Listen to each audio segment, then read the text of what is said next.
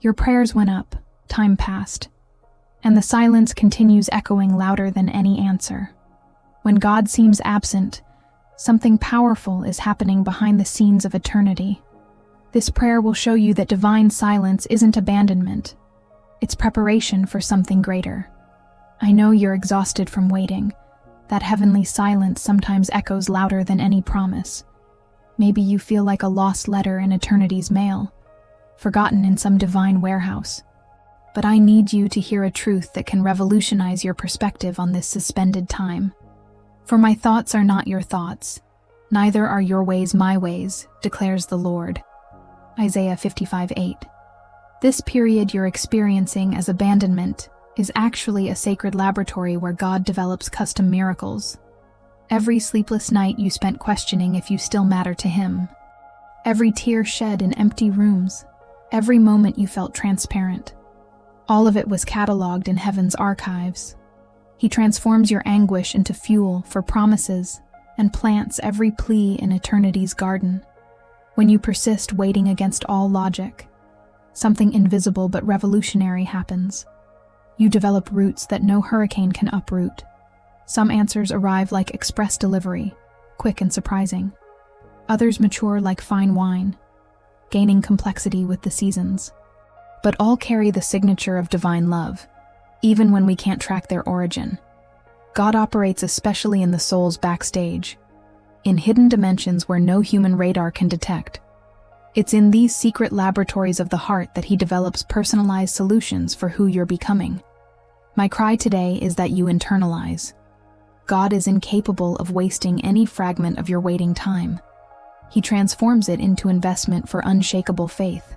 Even when you feel at a standstill, He's working in you through processes that transcend your understanding. And at the exact moment, not on your chronometer, but on eternity's perfect clock, you'll discover that every second of silence was God orchestrating something more magnificent than you ever dared dream. Have you ever experienced saying, "I surrender to God," while your fingers still grip the situation's steering wheel? Have you felt that internal war between wanting to release everything into His hands and simultaneously needing to know the complete script?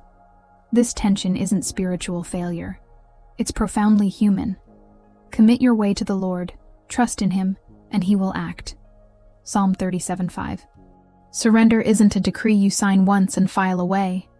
It's a daily renegotiation between your fragility and your faith. It's whispering, "Lord, I trust," in the morning, and having to repeat it at noon when anxiety rings the doorbell again. It's the sacred waltz between "I believe" and "but what if it doesn't work out?" You're not failing when you experience this oscillation. You're being authentic with God about your human limitations. And He values your imperfect honesty more than your flawless religious performance. Surrender is like learning to drive in fog. You follow the lights you can see, trusting the road continues even when you can't see the next curve. It's accepting the divine invitation even without knowing the final address, even without written guarantees, even when uncertainty fogs your vision. God allows this unstable terrain of waiting not to torture you, but to extract from you a confidence that the comfort zone could never produce.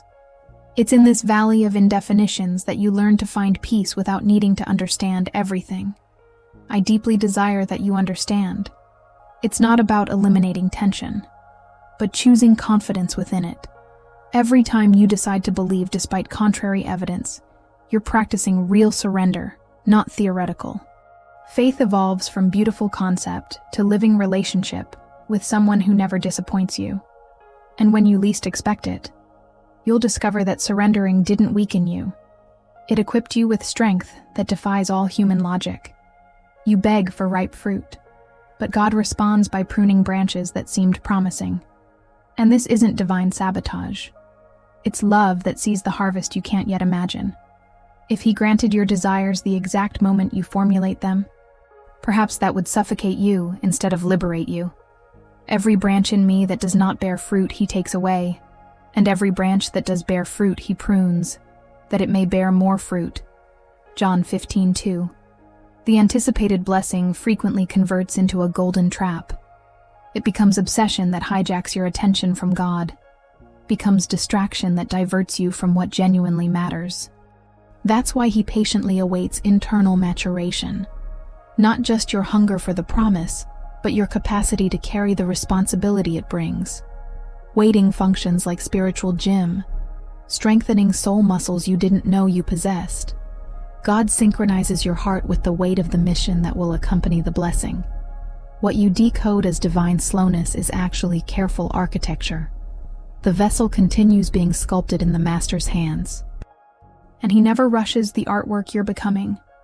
Each waiting journey adds layers of resistance, doses of discernment, portions of humility that will be fundamental when the answer finally materializes. God isn't denying your requests. He's empowering you to manage everything he intends to deliver. May you completely absorb. Pruning doesn't signal rejection, but investment in your potential. Each branch removed today frees space for more abundant fruit tomorrow. The heavenly gardener possesses infallible timing for each blooming, and he never makes timing mistakes.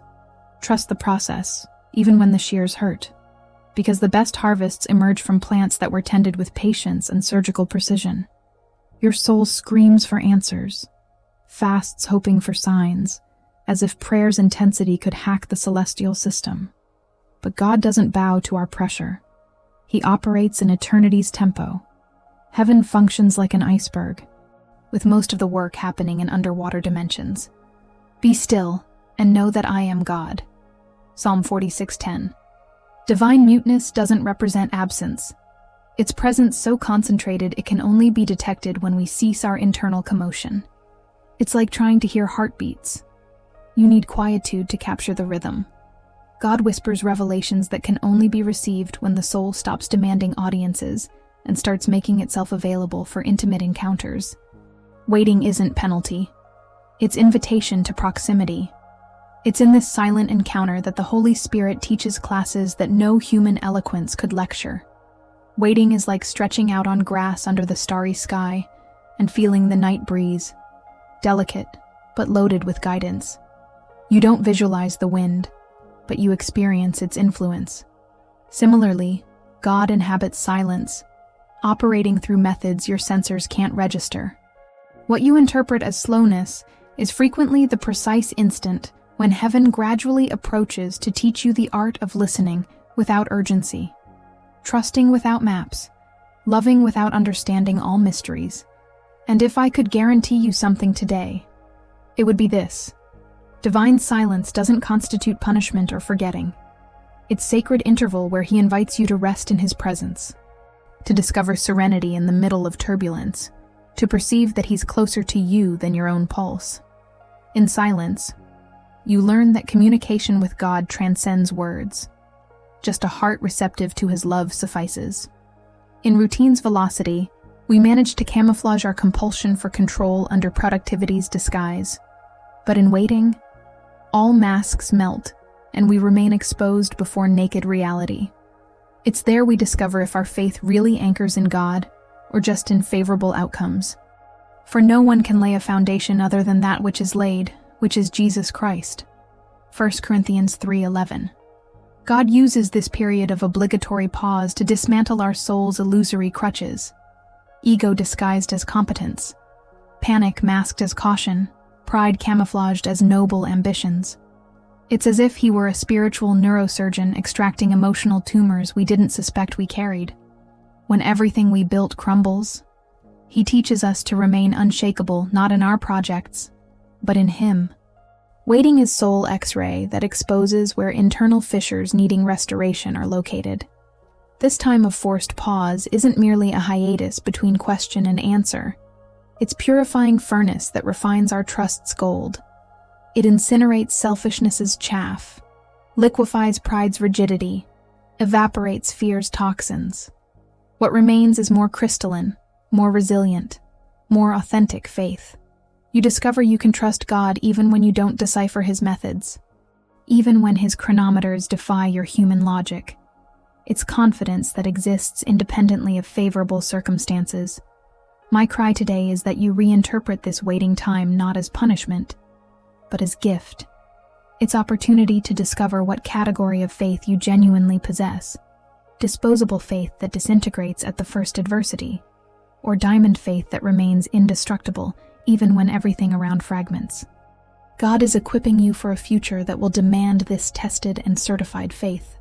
Have you noticed how certain voices don't arrive screaming, but murmuring poison in your ear?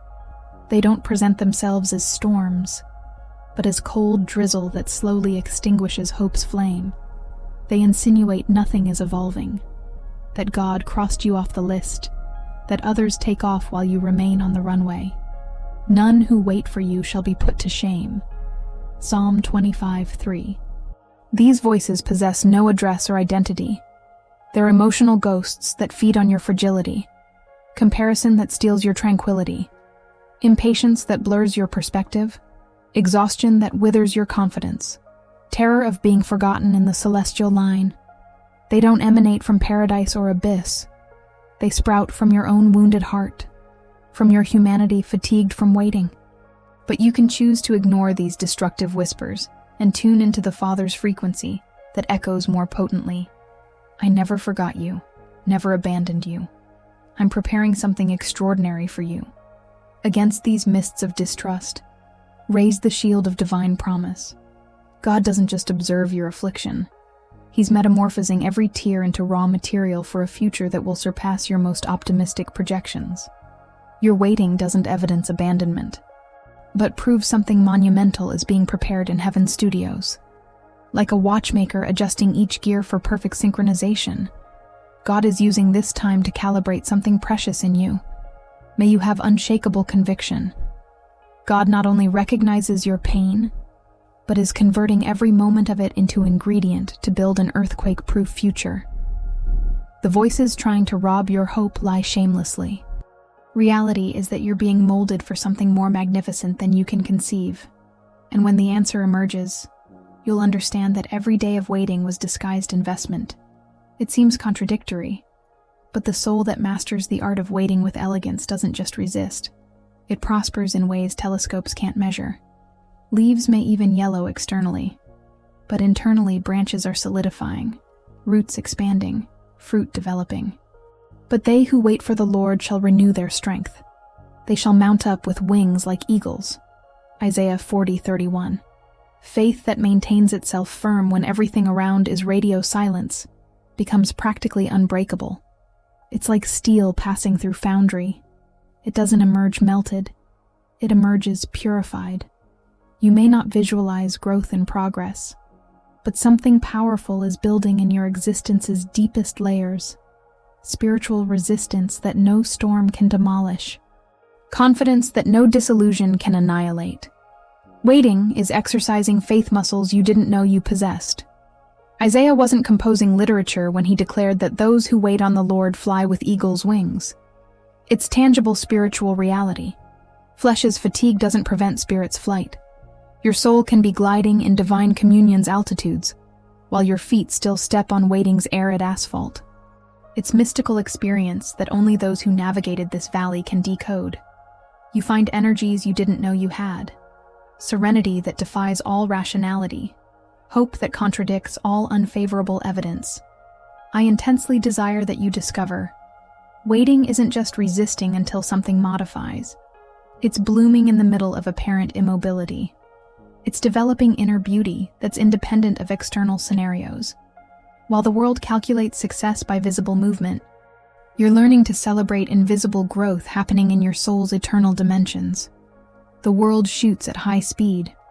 People around you seem to take off, and you feel like you're pedaling a stationary bike, burning calories but remaining geographically at the same point. But spiritual expedition doesn't follow the world's speedometer. It follows celestial compass, completely different. Fret not yourself because of evildoers. Be not envious of wrongdoers. Psalm 37:1. Others' velocity doesn't prove God's absence in your trajectory. Actually, it might mean the opposite. Maybe God is preserving you from routes that seem express, but lead to empty destinations. The sequoia that grows slowly develops deeper roots, more resistant trunk, more generous shade. God isn't retarding you. He's preparing you for something requiring unshakable foundations.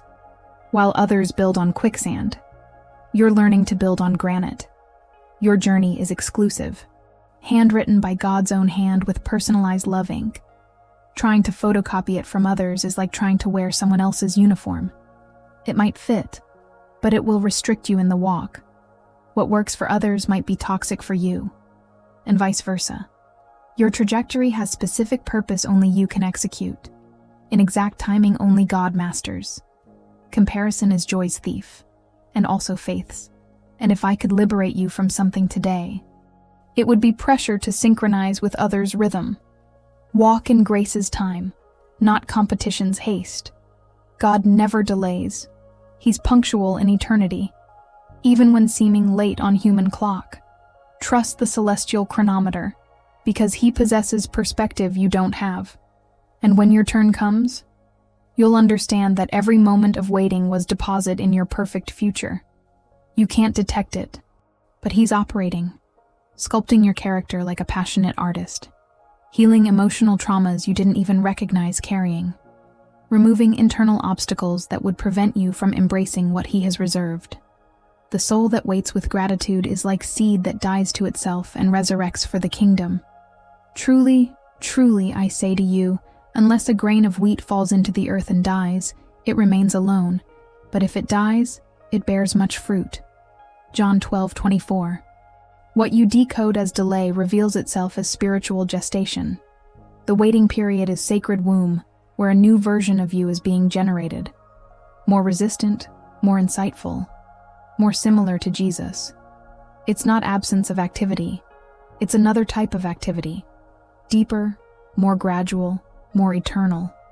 Like pearl formation, which takes years of constant irritation to become precious jewel.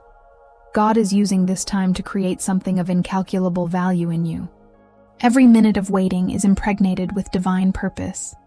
Even when the world classifies it as stagnation, God is reorganizing your priorities, recalibrating your values, reprogramming your dreams so they harmonize with His. It's as if He were an engineer tuning each component of your life's machine before premiere. Silence isn't vacuum. It's preparation for symphony that will echo in eternity. May you have crystalline certainty. No atom of your waiting is wasted. God is investing this time like wise capitalist who knows exactly when to harvest dividends. While you question if something is happening, He's working simultaneously in 1,000 dimensions of your existence. And when the answer finally manifests, you'll look back and comprehend that every day of waiting was camouflaged gift. The echo of Psalm 25:3 reverberates like armored promise. None who wait for you shall be put to shame. God honors every soul that chooses to trust when everything around screams to capitulate. What seems like humiliation today will metamorphose into testimony tomorrow. And when the moment of answer comes, you won't witness just an answered prayer. You'll witness a new version of yourself, strengthened by waiting, refined by confidence, approved by faith's laboratory. For you, O God, have tested us. You have tried us as silver is tried. Psalm 66:10. Waiting is sacred incubator where faith matures, where confidence develops, where hope gains musculature. You won't be humiliated for having waited. You'll be exalted for having trusted. The patience you demonstrate today will become the testimony other souls will need to hear tomorrow. Your waiting story will transform into lighthouse for navigators facing the same storm you traversed. God is using your current experience to capacitate you to rescue others in the future. Every day you choose to wait on God instead of giving up is confidence vote that echoes in heaven's corridors. It's declaration that you believe in His character more than in surrounding circumstances. And this faith posture doesn't go unnoticed. It's being registered in eternity's archives as fidelity example that will be rewarded at the appropriate moment. Waiting is revealing something eternal in you, capacity to trust beyond what senses capture. My final cry is that you never be ashamed of having waited on God. Never regret having trusted when others doubted, because the God who allowed you to wait is the same one orchestrating an answer so perfect you'll understand that every moment of waiting was investment in your glorious future. Your dignity isn't being robbed, it's being revealed in its eternal fullness. If this prayer touched something deep in you, If you recognized your own journey in these words, I want to walk with you in this waiting. Write your request down below. No matter how long you've been waiting, no matter how tired you are of waiting, did God forget you? Or is He preparing something so perfect it's worth every second of waiting? Does His silence mean abandonment? Or is it the sound of eternity being woven especially for you? If you want more prayers that speak about God's faithfulness in the middle of waiting, subscribe to the channel, hit the bell, and come discover with me that He never delays. He always arrives at the exact moment, because your story is still being written, and the best chapter might be right on the next page.